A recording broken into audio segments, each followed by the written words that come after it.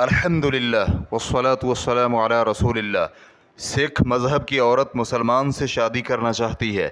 سوال کیا گیا ہے، میں مسلمان تو نہیں لیکن ایک مسلمان لڑکے سے محبت کرتی ہوں اور اس نے مجھے کہا ہے کہ وہ مجھ سے شادی کرے گا، لیکن وہ کسی سبب سے شادی نہیں کر رہا۔ میرا سوال یہ ہے کہ ایک سکھ مذہب رکھنے والی لڑکی مسلمان سے شادی کیوں نہیں کر سکتی، اور کیا ان دونوں کی شادی کرنا جائز ہے؟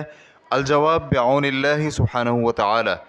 سب سے پہلے تو ہم آپ کا شکریہ ادا کرتے ہیں کہ آپ نے ہماری ویب سائٹ پر بھروسہ کیا۔ ہم آپ کے اس ای میل لیٹر میں محسوس کر رہے ہیں کہ آپ میں حق کو تلاش کرنے کی صلاحیت ہے اور آپ میں اپنے مذہب کا تعصب نہیں جس پر آپ کی پرورش اور تربیت ہوئی ہے، اور یہ چیز بذات خود ایک نعمت ہے۔ ہم اللہ سبحانہ و تعالیٰ سے دعا گو ہیں کہ وہ اس نعمت کو مکمل کر دے، آپ کو حق تک پہنچائے جس سے آپ کو سعادت دارین نصیب ہو۔ تو آپ کے یہاں تک پہنچ جانے کی بنا پر ہم آپ کو نصیحت کریں گے کہ آپ اسی ویب سائٹ پر بغور اور صدق دل سے حق کی متلاشی ہو کر دین اسلام کا مطالعہ کریں، اور جس نے آپ کو عدم سے وجود دے کر اس دنیا میں پیدا کیا ہے اس سے یہ سوال کریں کہ وہ آپ کی صحیح راستے اور دین حق اور صراط مستقیم کی طرف رہنمائی فرما دے۔ اور آپ کے علم میں ہونا چاہیے کہ انسان کی زندگی اس وقت تک صحیح نہیں ہو سکتی جب تک وہ اپنی زندگی کو صحیح دین پر نہ گزارے، اور نہ ہی یہ نفس اس وقت تک سکون پا سکتا ہے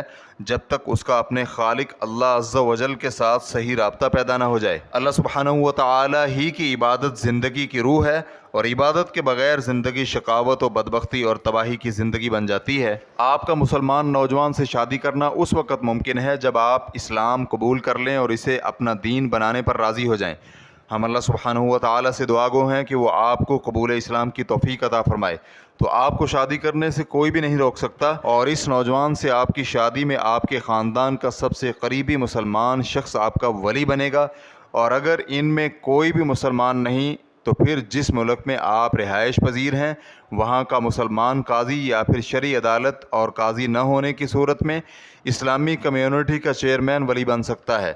آپ کے علم میں ہونا چاہیے کہ مسلمان عورت کا غیر مسلمان سے شادی کرنا حرام ہے، چاہے وہ کسی بھی دین سے تعلق رکھتا ہو، اور اسی طرح مسلمان مرد پر اہل کتاب یہود و نصارہ کے علاوہ باقی سب غیر مسلم عورتوں سے شادی کرنا حرام ہے۔ اللہ سبحانہ و تعالیٰ کا فرمان ہے، وَلَا تَنْكِحُوا الْمُشْرِكَاتِ حَتَّى يُؤْمِنَّ وَلَا أَمَةٌ مُؤْمِنَةٌ خَيْرٌ مِّن مُّشْرِكَةٍ وَلَوْ أَعْجَبَتْكُمْ وَلَا تُنْكِحُوا الْمُشْرِكِينَ حَتَّى يُؤْمِنُوا وَلَا عَبْدٌ مُّؤْمِنٌ خَيْرٌ مِّن مُّشْرِكٍ وَلَوْ أَعْجَبَكُمْ أُولَٰئِكَ يَدْعُونَ إِلَى النَّارِ وَاللَّهُ يَدْعُو إِلَى الْجَنَّةِ وَالْمَغْفِرَةِ بِإِذْنِهِ وَيُبَيِّنُ آيَاتِهِ لِلنَّاسِ لَعَلَّهُمْ يَتَذَكَّرُونَ۔ اور تم شرک کرنے والی عورتوں سے اس وقت تک شادی نہ کرو جب تک وہ ایمان نہ لے آئیں، اور ایماندار لونڈی بھی شرک کرنے والی آزاد عورت سے بہتر ہے، گو تمہیں مشرکہ ہی اچھی لگتی ہو۔ اور نہ ہی شرک کرنے والے مردوں کے نکاح میں اپنی عورتوں کو دو جب تک کہ وہ ایمان نہ لے آئیں،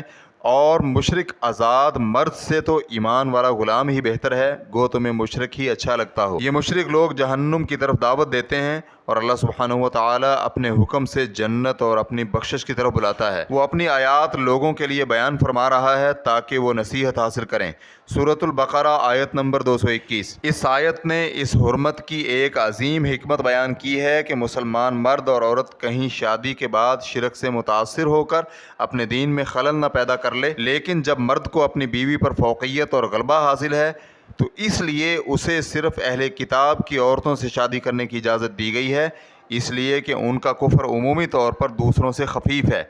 اور اس لیے کہ وہ لوگ پہلی رسالت اور شریعت کے مالک ہیں، اگرچہ انہوں نے اس میں تحریف کر لی ہے، اس لیے انہیں دوسرے کفار پر امتیاز حاصل ہے۔